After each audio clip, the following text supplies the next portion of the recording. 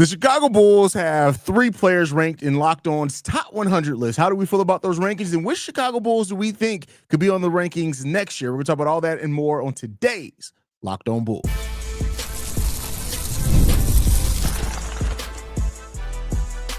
You are Locked On Bulls, your daily Chicago Bulls podcast. Part of the Locked On Podcast Network, your team every day. Thank you for tuning in to Locked On Bulls, member of the Locked On Podcast Network, where it's your team every single day. That's Pat, the designer, host, and creator of the Windy City Breeze and host of the Chicago Bears show over on ESPN 1000. I'm Haize, host and creator of Chicago Bulls Central, Chicago Bears Central YouTube pages and podcasts. And today's episode is brought to you by nobody but us. Oh, I almost said someone's going to get me messed up there on Locked On. Really? That would have got you messed up. You never know there, Pat. You never know there, brother. How are things going? I have a question for you, Pat. Question before we start the show, since we have no title sponsor. How does a blind person know when to stop wiping? I saw that. Did you watch Kill Tony? No, it's Kill Tony. Oh, no. You don't know what Kill Tony is? No. That's literally a question. It's like a big internet comedy show. They do it down in Texas all the time. That's hilarious. That's literally the question they asked to the first dude that was on the show because he was blind. I didn't even know. That is hilarious. That is hilarious. I had no answers because Buddy really didn't answer the question. I think there is no answer. How do you know? You're not touching to feel it? I would hope not. I think they're big bidet people. Big bidet people. You know what I mean? Just let that water just... That cooling water. 2 minutes into the show, we have talked no basketball yet. Pat, let's go ahead and get into it, man.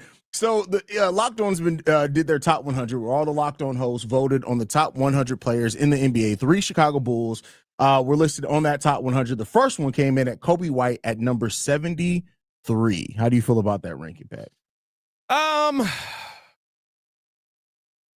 I mean, listen, I would say probably apt right now. I mean, he's one of the top efficient scorers in the NBA, and I say efficient scores because there's not that many of them. Some guys just get the chuck shots up on their team.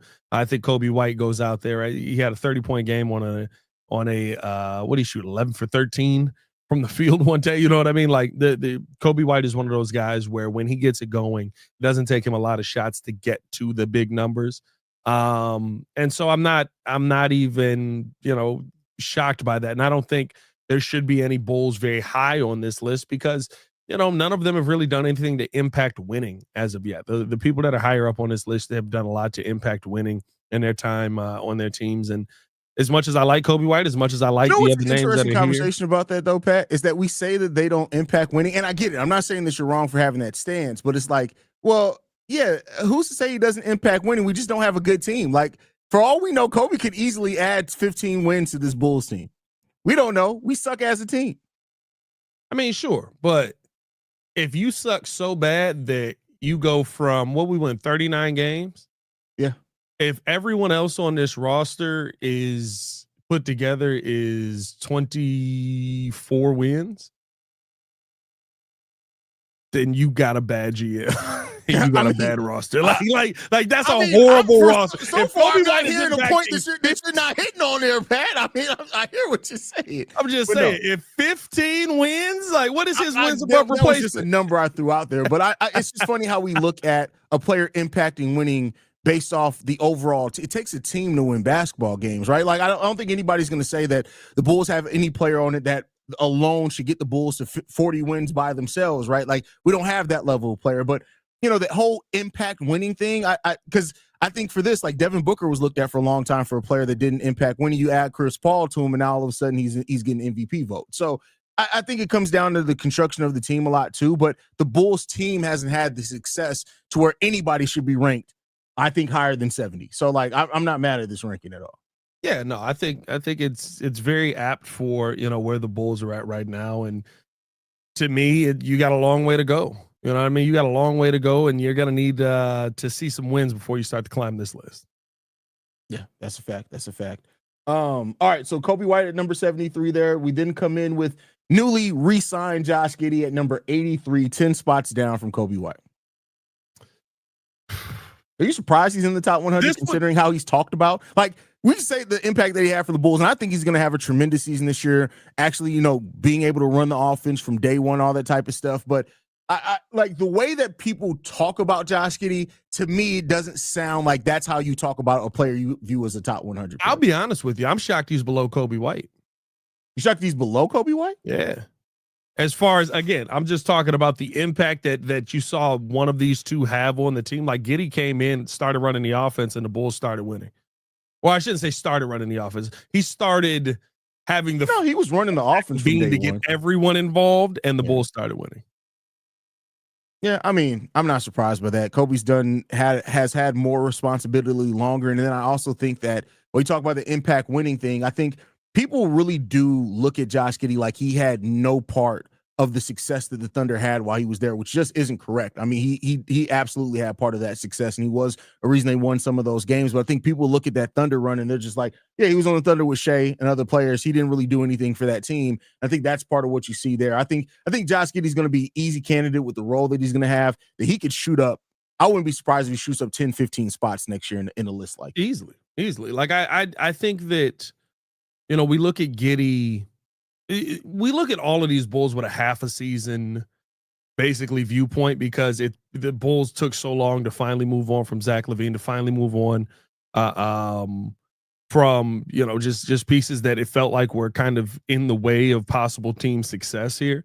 And the second they did, right, you started seeing a little bit more team success. To me, right, like when I look at Josh Giddey's game, I think that the impact that he had in the second half, not only just facilitating and getting everybody else involved, not only just as far as scoring the basketball and improving his 3-point shot, but even his defense down that second half stretch. Like, I thought that Josh Giddey impacted the basketball game more on his paint and rim defense was some of the best. The second half of the season, some of the best of any guard in the league. Yeah, he literally was some of the bang. Now, of course, there's a legitimate question: how much can you keep that up for a full season? But I wouldn't be surprised if Josh Giddey motivated. We do talk about, because when Josh Giddey has such a size advantage over most point guards now, that if he just gives the effort. He's always going to be a little bit of struggle in the pick and roll, but if he just gives the effort, he's going to be able to throw players off their rhythm a little bit, because he's so much bigger than most of the guys he's going to be guarding. No, 100%. So for me, like, seeing Giddey ranked this low, I don't think that this is a ranking that, if the Bulls find a way to win this year, that'll last very long. All right, cool. And then the old faithful here, a guy who's always kind of on these lists, and me and you definitely talk about Vooch and remind people how good Vooch still is at what he does well. Vooch comes in at 94 on this list. No shock. Below Jakob Poeltl's kind of crazy. I feel like that's just age, but like outside of that, he's bottom one. Yep. Okay. Zoom in on that. There it is. No shock though. Like I mean, I probably wouldn't put him above anybody that's above him outside of Poeltl. You put him above Poeltl? Consistent. You said what? You would put him above Poeltl? I put him above Jakob Poeltl. Okay. But he's just consistent. You know what I mean? Vooch he doesn't change. Yeah. He is who he is. He's always going to be who he is. Like, he's 18-10 now. And guess what? After this season, he'll probably, maybe goes down 2 more points. Maybe he's 16-10. Like, the 10 is going to be there. Is there anybody with Josh Giddey here in this ranking that you would put Josh Giddey above? Probably not. I mean, you got Naz Reid that low. You know what? Here's my beef, and this is channel manager stuff. If you're a rookie, you should not be high on this list. Bro, we talked about that. We talked about that same thing over on Locked On NBA. To me, there's no reason rookies shouldn't even be included in this voting yet, because they haven't played an NBA game. They just shouldn't have. Cooper Flag 80 is stupid. Yeah. Like, you shouldn't be involved in it yet, because they haven't proven anything yet. You haven't proven a single thing. Before Anthony Bennett played a game, I'd have told you he could have been a top 75 player in the NBA. Then we saw him play.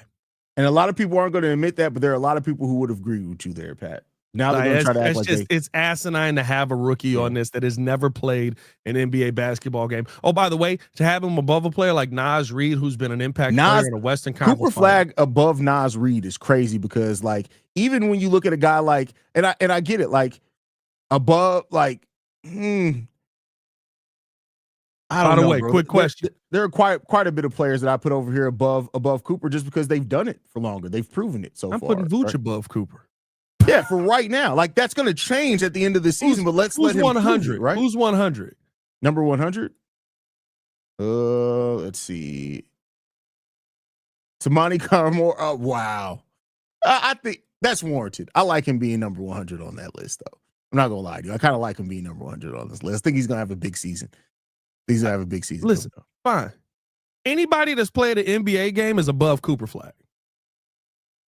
Yeah, anybody that's played an NBA game Cooper Flag should be 100. All right. With that said, we're going to go ahead and get into the next segment. We're going to talk about, are there any Chicago Bulls right now that could be on this list heading into next season? But first, we got to get to a message from 5 Hour Energy. I ain't got it. It's this one. I didn't even see it. Time to full up and turn it up with 5 Hour Energy Transfusion. The grape, ginger, and lime flavored shot brings the iconic taste of a golf course favorite to a non-alcoholic boost. Perfect for sinking birdies or making great memories with friends in a hole-in-one for your energy game. What's the wildest shot you've ever made? I don't make any shots because I don't play golf. There you go on that one. Whether you're out on the course or just need a little extra push to power through your day, 5 Hour Energy Transfusion delivers the clubhouse flavor you love without ever leaving the green. Golf is all about good times with good people and good flavors. The grape ginger lime flavor on 5 Hour Energy Transfusion gives you the best parts of your clubhouse go-to without leaving the course or chasing down the bev cart. Now you can amp up the fun even more. Just buy, snap, or enter for a chance for a dream golf trip for a 2 to any golf tournament in the USA.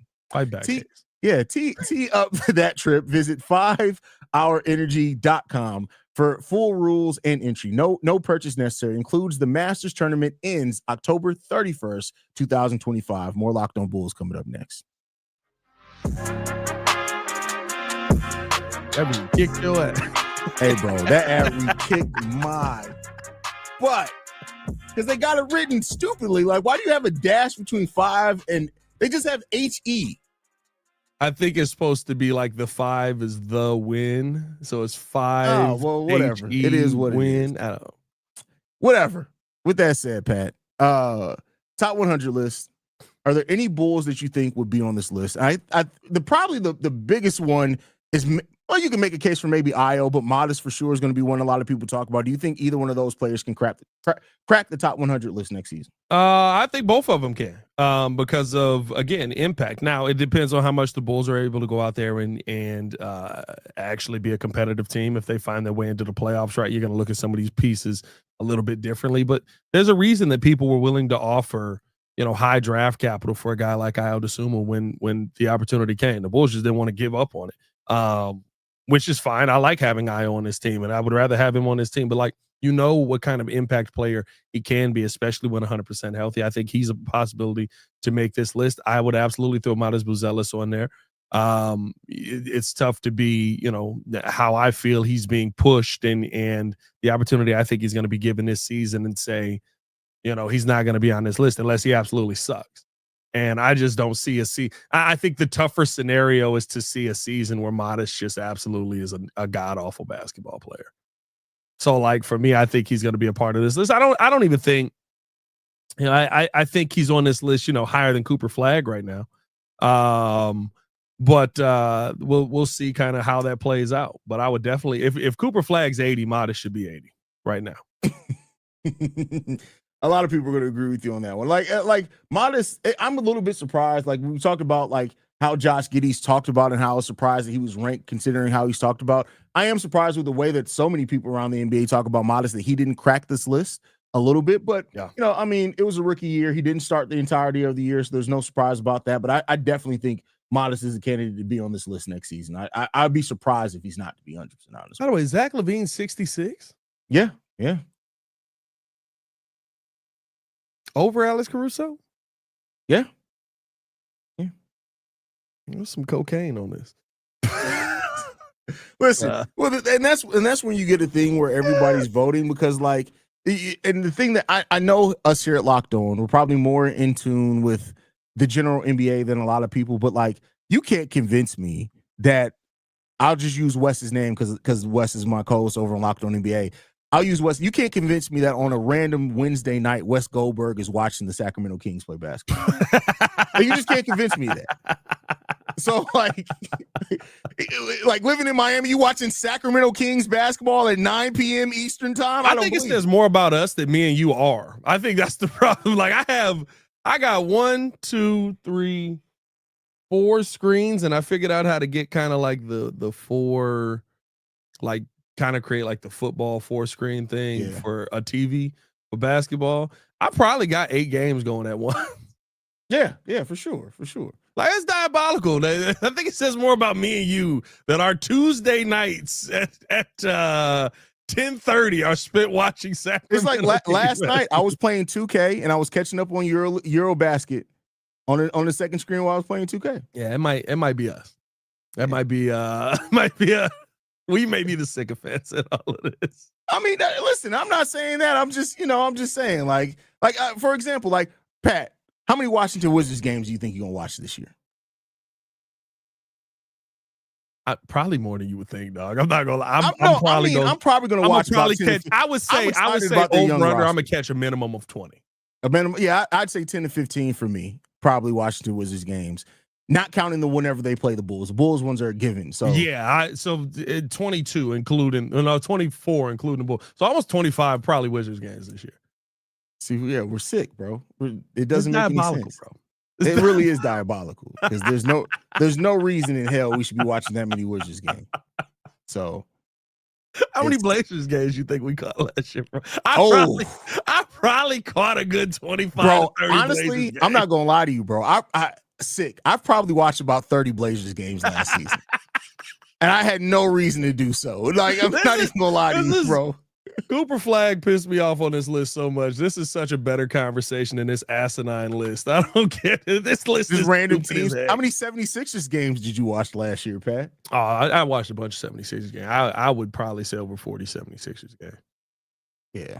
I mean, that's Eastern Conference though. And they had them because they thought they were going to be good. Like, they had them on so often versus good teams. It was like, well, I'm here to see the other guy. Like, wasn't the 76ers one of the first teams that played LeBron and Luka when they were both on the floor? I don't remember. I know I was watching. Jared McCain had me watching for a little while, but like you said, I was watching to see the car crash for a little bit there to see how good they were going to be. Like, the 76ers were, and I'll say this much, they're kind of an interesting team this year too. I probably still will watch a lot of 76ers games.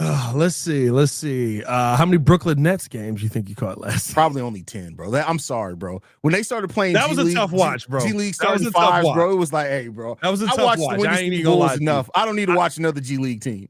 They had a stretch where they went 7-3. I know I caught all 10 of those games. And that was it. Yeah, bro. Like, it's that's probably the least amount of basketball I watched from a team all year. Was the Brooklyn Nets?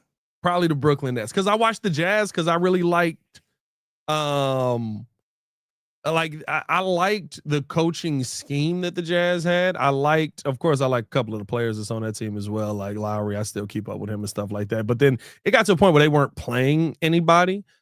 Like, they literally were just like, team, we're not playing players. And so I was like, okay, well, I'm not watching, the G League Jazz. Like, I can skip this one. Yeah. At the Jazz, now that's the team. I'm not gonna lie to you, I didn't watch a lot of Jazz games. We'll probably watch more this year because of Ace Bailey. But the Jazz is like to see if he likes the team. like you sometimes you can watch a Jazz game and it's really good, like Laurie go off or whatever else. But bro, when the Jazz just started blatantly tanking, where it's like, yeah, Laurie's fully healthy, and then you see a trainer come out there and it's like, hey, Laurie, your shoulder's hurting. Hey, Laurie, how's your shoulder feel? How does it feel now? Go to the back. Didn't need that. Teams I watched the least of, I would say Jazz, Pelicans. I was not. Oh, yeah, I probably watched less than 10 Pelicans games last season. And Nets, because I probably watched my fair share of Hornets games. which is probably diabolical. No, because I mean, you'll at least have the chance that LaMelo is going to play and go off. Like, not LaMelo's in the second half of the season. Yeah, I mean, but yeah, he's always going to miss half the season. He's a ball brother. What do you expect? If he plays over 30 games, he's ahead of the curve for the Ball brothers there. But with that said, Matt, we're gonna get on to the next topic. We're talking about continue our over under game. We're gonna be talking about Kevin Huerter right after this. I might swerve in that corner. Oh my God. I can't believe y'all hyped that song, bro. Hey, bro, I was listening to the album. I ain't gonna lie. I was back in 2006 with baggy jeans and giant t-shirts, bro. I was sitting there listening to that album like, it ain't good, but it's so good. It's not good, but it's so good. That's crazy. Baby, all right, please. Pat. So our over-under game, I wanted to talk about this one with Kevin Huerter, specifically because Kevin Huerter was so good as a starter for the Bulls. Almost 16 points per game as a starter, over 40% shooting from three as a starter for the Bulls last year, almost 4 assists per game. He played really well, and he was a really good connective player, right? And so I figured that with us kind of knowing that there's going to be a battle for the starting small forward role, he started 16 games last season. That's where we're going to focus the over-under. Over-under 16 starts for Kevin Huerter next season. I think he's the starter anyway. So, and I've said that a couple of times. So I would say over. I don't know if that means 82 though, because unless AK falls in love with him, I do think that could mean that Kevin Huerter ends up getting traded. So you may be at a point where, you know, the over might be, how many games you play for the deadline? Like 40, 45, like 46, like 56 now. 56. Yeah, it's late now. So the over could be something like that. It doesn't mean he's a part of this team by the end of the year. Depends on how much winning the Bulls are doing at that point. But to me, I think a guy like Kevin Huerter, I think the Bulls want to have an offensive forward team that you can bring in solid defensive pieces to really help you slow guys down. And you just got to play really good team defense. And, you know, I mean, we've kind of talked about, you know, inserting a point of attack defender into that starting lineup. Maybe that's Isaac Okoro. Maybe somehow by the grace of Billy, it's still Patrick Williams in there. The grace of Billy is wild. The grace of Billy. But honestly, like the one thing Billy Donovan has been oddly good at is getting players that shouldn't be good at defense to play solid team defense. Mm-hmm. And I think that kind of plays more into the Bulls' success over having that elite point of attack defender, but we'll see what they want to go with. Yeah, I mean, and that's really the question that comes down to is like, does Billy Donovan want more defense in that starting lineup? Or like you said, does he double down and just say, listen, we're just going to try to have the most efficient, high-powered offense that we can have, and we'll get stops where we can.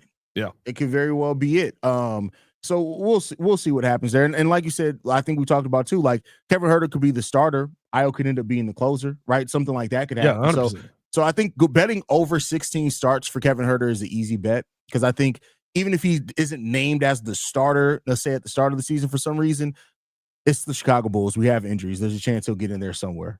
Get a couple of starts. So that's true, actually. Like Isaac Okoro, name the starter. Up there it goes. All right, Huerter, get in there. We got you, bro. Yeah, exactly. like Isaac Okoro's had his injury concerns too. Like we don't talk about that really a lot, but he has his injury things over seasons too, where he's ended up playing like 65, 58 games, stuff like that. So we'll see what happens there. But yeah, I think it's a safe bet for Huerter on the over there. And I think Huerter's going to either way. I think he's going to be an important part of this Bulls team, because what he did show last year.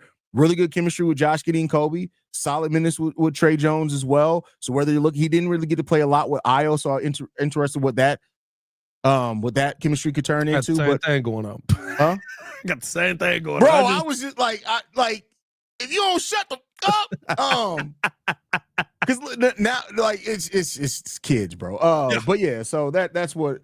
We'll see what happens there with Kevin Huerter. Anything else, Pat, before we get up out of here? Nah, man. Appreciate y'all for tuning in and showing love as always, man. Hit that like button, subscribe to the page, leave a 5-star review. Y'all know what to do. Follow us on everything at Locked On Bulls. You can follow me on everything at Pat the Designer, and there's no way Cooper Flag should be on this list. Yeah, I agree with that. Cooper Flag should not be on that list. At some point, we're going to talk about the new shooting rule that came out yesterday as well. I'm going to get Pat's thoughts on that. We'll probably talk about that a little bit tomorrow on tomorrow's episode. But thank you guys for tuning in. You guys can follow me at CEO Haize. Locked on Bulls is free and available on every podcasting app and platform of your choice, as well as YouTube, the Odyssey app, Amazon Fire TV, Roku TV, Fubo TV, basically anywhere you want us. You can get it. We'll see you guys bright and early tomorrow, man. Peace, y'all. Peace.